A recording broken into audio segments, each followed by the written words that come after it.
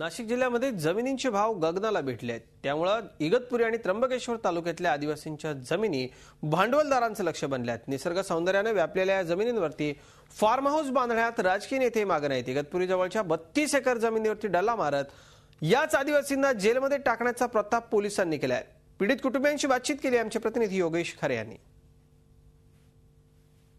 नाशिक जिल्ह्यामध्ये आदिवासींच्या जमिनीवर सर्रास अतिक्रमण होत आहेत, त्यांच्या जमिनी ताब्यात घेतल्या जात आहेत आणि त्यांचं शोषण या ठिकाणी बडे बिल्डर जे आहेत ते या ठिकाणी करताना दिसत आहेत।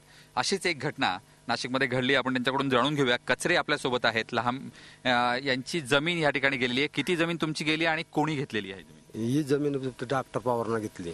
डॉक्टर पवारांना घेऊन आमच्या जे दादागिरी करून आमच्या बाया रात्रीच्या उकलून त्यांना समजी लोक बोलून आणले। दादा लोक समजे आम्हाला मारा हाणायला घर दसून दिले आमचे दाना दुना समजे पाहायला चला आता समजे त्यांना गवत पिवताची आमची जनावराची वाऱ्या काढून त्यांना समजे हांग्याचे दादागिरीनं चालवले। समजे एकूण किती जमीन तुमची होती आणि ते काय तुम्ही काही विकली वगैरे होती? नाही, काहीच करेल नाही, कुठंच काही संबंधच नाही त्या जमिनीशी। आमची वाली जमीन 3 पिढ्याकडून आमच्या आज्या पासून गेला, आम्हाला आठवण देते आमच्या ताब्यात जमीन।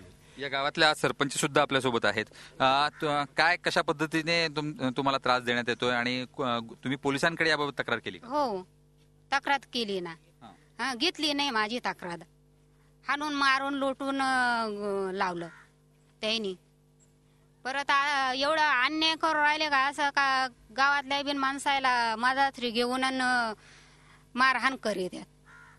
तर मी एक गावची प्रमुख आहे, प्रमुखाने नाही भाग घ्यायचा। गावच्या माणसांना अत्याचार करू राहिले त्यांचा नाही भागायचं, तर गावचे माणसं घेणार आहेत का गावच्या बाहेरचे? किती लोकांवर पण असं ऐकतोय की पोलिसांनी तुमच्यावरच गुन्हे दाखल केले? किती लोकांवर गुन्हे दाखल केले आणि किती लोक? माझ्या माणसावर, गोपाळ दगडू लांगे यांच्यावर आणि बाजीराव कचरे, पंडित कातोरे हे तिघांवर चोरीचा आरोप घातला। 11 लोक आहे, 4 महिला अटक आहे, आदिवासी महिला। नाशिक जिल्ह्यातली ही एकमेव घटना नाही, तर इगतपुरी त्र्यंबकेश्वर तालुक्यामध्ये अनेक राजकारणी सुद्धा हेच प्रकार करतात। व्हिडिओ जर्नलिस्ट सोनू भिडेसह योगेश खरे, झी मीडिया, नाशिक। झी 24 तास, एक पाऊल पुढे।